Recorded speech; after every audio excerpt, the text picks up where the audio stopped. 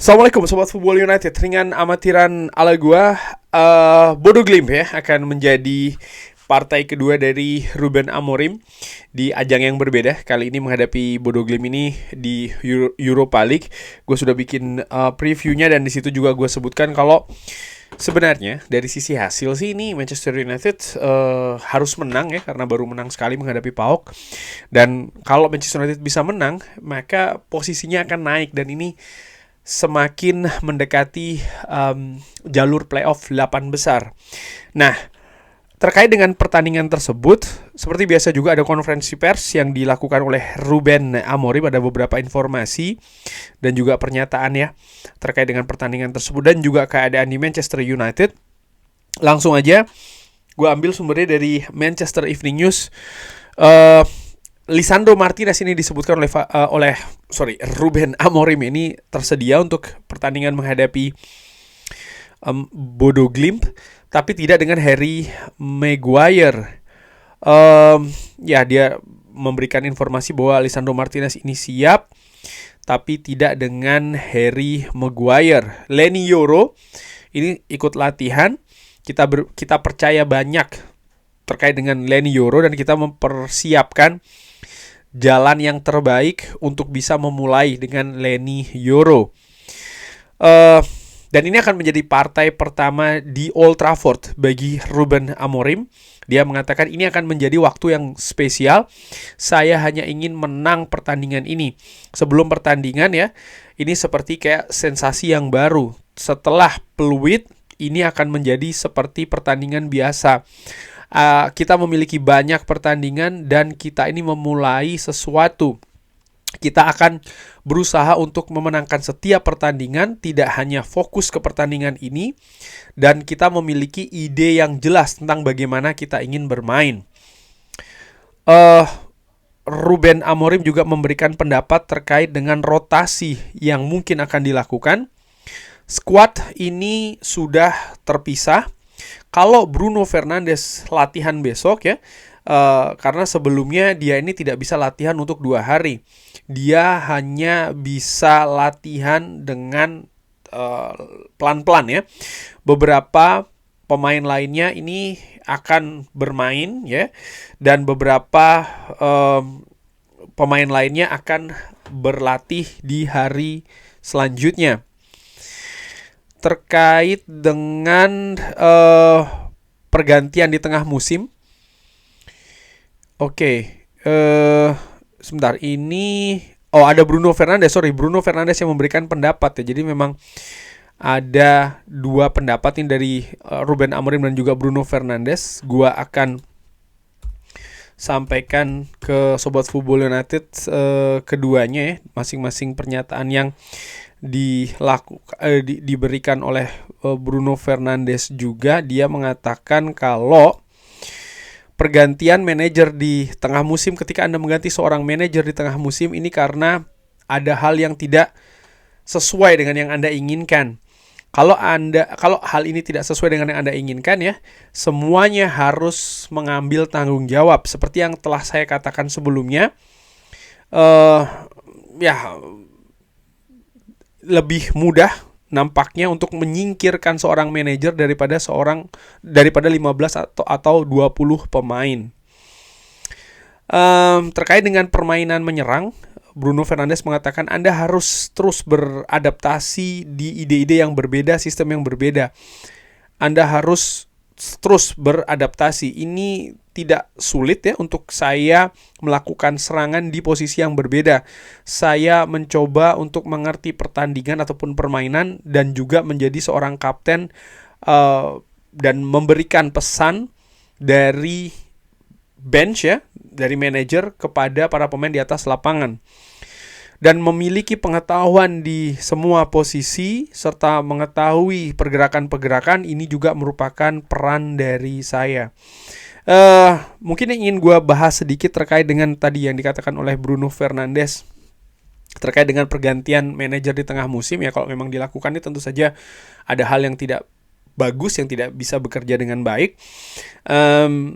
Dan dia mengatakan kalau perubahan ini Dan ini seperti juga yang terjadi sebelumnya, ketika memang ada sesuatu yang tidak bekerja dengan baik di sebuah klub, nampaknya lebih mudah untuk mengganti manajernya daripada mengganti 15 atau 20 pemain. Dan ini yang selalu terjadi di Manchester United, bahkan selama beberapa musim ya kan. Ketika memang ada hal yang tidak bekerja, maka manajer yang diganti. Bukan cuma di Manchester United, di klub-klub lainnya pun juga demikian. Tapi yang menarik adalah dia mengatakan ini lebih baik daripada mengganti 15 atau sampai 20 pemain. Dan Ruben Amorim datang ke Manchester United, menurut gua juga memiliki tugas untuk memperbaiki squad secara masif, secara mayoritas ya. Dan ini menarik untuk nantikan akan seperti apa.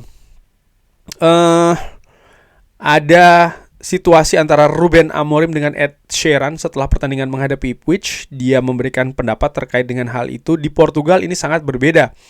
Dia hanya ingin mengatakan hello kepada seorang komentator, dan itu tidak ada apa-apa ya. Saya sedang bersama dengan Roy Keane, dan itu adalah dia merupakan awalnya. Jadi tidak ada hal yang serius dan semuanya ini oke-oke saja. Dengan Bodo Glimt, Ruben Amorim memberikan pendapat bahwa saya mengharapkan pertandingan yang keras. Mereka ini lari banyak dan kita butuh berkembang terkait dengan hal tersebut. Mereka memiliki pemain-pemain yang spesial di sayap. Mereka menangkan pertandingan atau sering sekali unggul di banyak pertandingan. Dan saya mengharapkan pertandingan yang sangat intens dan pertandingan yang sangat bagus. Saya pikir ini akan menjadi pertandingan yang bagus. Apakah Bodo Glimt akan melakukan rotasi? Saya tidak berpikir terkait dengan hal tersebut. Saya hanya fokus ke kemenangan pertama di pertandingan pertama di Old Trafford. Ketika Anda menang, ini merupakan sebuah bantuan yang besar. Saya tahu para pemain dan bagaimana cara tim ini bermain, artinya Bodo Glimt bermain ya. Tapi saya fokusnya saat ini adalah melihat hal-hal di skuad saya. Ruben Amorim juga ditanyakan, dia sempat mengatakan bahwa pemain ini butuh untuk menderita. Apa maksudnya?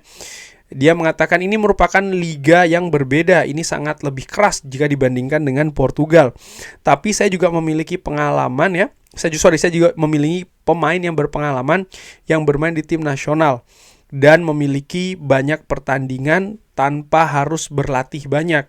Dan ini berarti akan ada waktu yang sulit untuk saya, tapi juga akan lebih sulit lagi untuk mereka ya. Artinya beradaptasi di waktu yang singkat, sementara kompetisi juga sudah berjalan, ekspektasi, pengharapan tentu saja dari banyak pihak, khususnya juga dari fans untuk Manchester United ini bisa bergerak ke arah yang lebih positif, mendapatkan hasil-hasil yang juga positif. Menurut gue ini yang akan menjadi dalam tanda kutip beban yang mungkin akan membuat skuad ini agak menderita, kurang lebih seperti itu ya. Tentang pemain Manchester United yang beradaptasi dengan gaya dari Ruben Amorim, ini bukan sebuah kejutan. Ada banyak hal yang berbeda. Saya sangat terbiasa dengan para pemain yang ingin menjelaskan situasi ke Anda semua. Saya telah menjelaskan kenapa kita mendapatkan permasalahan di babak pertama. Ini bukan sebuah masalah bagi para pemain ya. Ini tentang ide-ide saya. Saya percaya kita bisa bermain di sistem yang berbeda. Kadang-kadang kita bertahan dengan situasi 4-4-2 menghadapi Ipswich. Kita harus bermain di sistem yang berbeda karena saat ini tim ini juga berubah-ubah dan memiliki dinamikanya sendiri. Saya pikir struktur kita dan juga kekuatan dari struktur ini adalah untuk mengganti formasi di setiap pertandingan. Wow, ini berarti juga memberikan impresi kepada gua ya, bahwa Ruben Amorim ini seperti yang pernah gua katakan juga, memang seorang yang fleksibel dalam strategi dan juga taktik. Oke, mungkin semuanya diawali dari 3-4-2-1 atau 3-4-3. Tapi dalam perjalanannya di sebuah pertandingan ini bisa menjadi 4-3-3, bisa menjadi 4-2-4, bisa menyesuaikan dengan keadaan di atas lapangan, di atas pertandingan. Dan ini merupakan salah satu keistimewaan menurut gue dari seorang Ruben Amorim.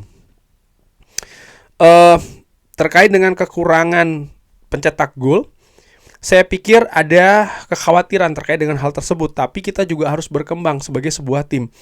Kita mengontrol bola di babak kedua menghadapi Ipswich, tapi kita tidak berbahaya. Rasmus dan juga Joshua Zirkzee harus mencetak gol-gol. Ahmad juga harus lebih dekat di gol. Bruno Fernandes juga harus mencetak gol lebih banyak lagi. Dan terkait dengan Rashford, Ruben Amorim memberikan pernyataan bahwa posisinya mungkin tidak atau bukan yang terbaik ketika menghadapi Ipswich. Dia sangat berjuang ya menghadapi dua pemain yang besar. Kita terus mencari solusi-solusinya. Kita harus memberikan semua bantuannya dari staff dan juga fans. Dia adalah pemain Manchester United. Nah, mungkin ada situasi yang juga dilihat nih ketika memasang pemain, seperti apa juga karakter pemain bertahan misalnya dari pemain lawan. Rashford dinilai tidak bisa berkembang karena pemain belakang dari Ipswich ini menyulitkan pergerakan dari Marcus Rashford yang memang butuh ruangan untuk melakukan sprint mungkin dan lain-lain ya. Tapi menarik menurut gue apakah Ruben Amorim akan menurunkan lagi Marcus Rashford.